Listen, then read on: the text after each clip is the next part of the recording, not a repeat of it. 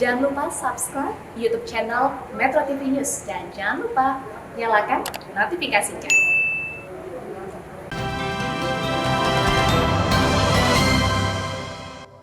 Pemirsa, kerumunan massa di Petamburan, Jakarta pada akhir pekan lalu dinilai melanggar protokol kesehatan. Polisi pun menduga ada unsur tindak pidana pelanggaran protokol kesehatan di Petamburan, Jakarta.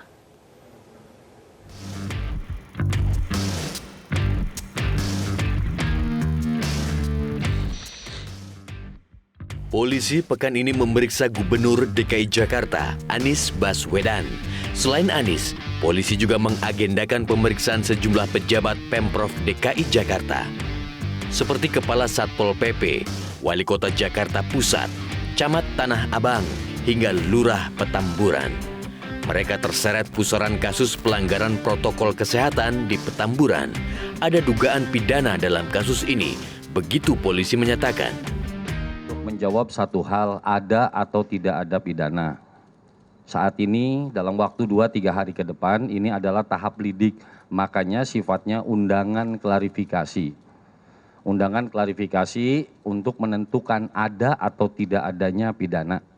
Jadi apakah nanti akan dipanggil yang bersangkutan dan lain sebagainya sangat bergantung kepada hasil penyelidikan.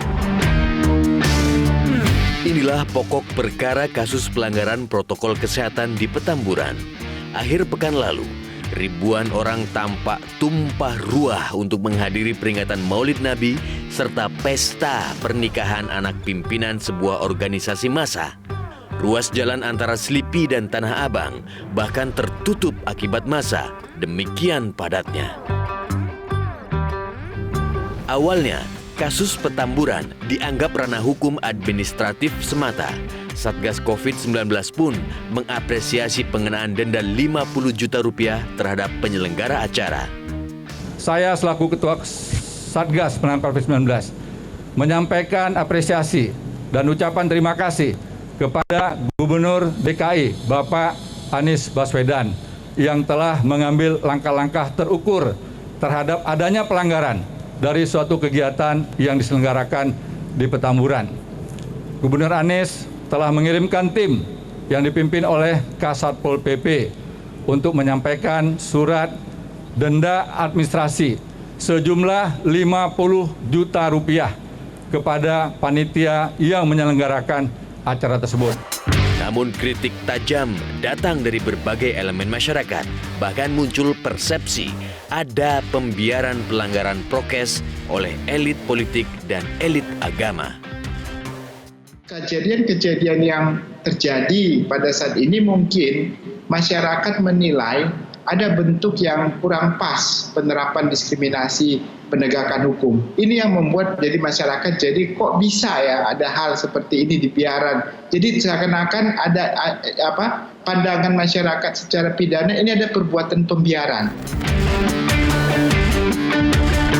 Bahkan muncul komentar miring bahwa negara tak mampu menjaga supremasi hukum terhadap kelompok tertentu.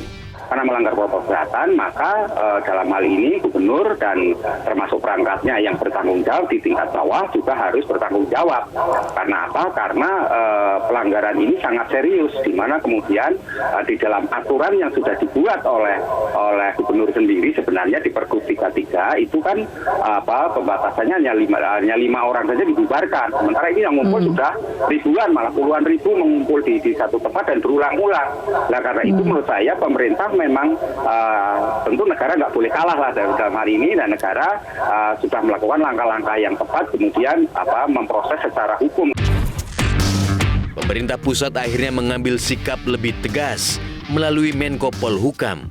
Pemerintah pusat mengancam memberi sanksi bagi aparat keamanan yang tidak menindak tegas pelanggaran protokol kesehatan. Kepada aparat keamanan, pemerintah meminta untuk tidak ragu dan bertindak tegas dalam memastikan protokol kesehatan dapat dipatuhi dengan baik.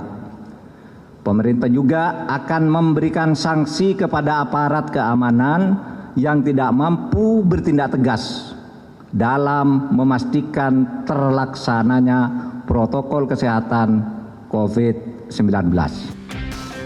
Tak berselang lama, Mabes Polri mengumumkan pencopotan Kapolda Metro Jaya, Kapolda Jawa Barat, Kapolres Jakarta Pusat, dan Kapolres Bogor.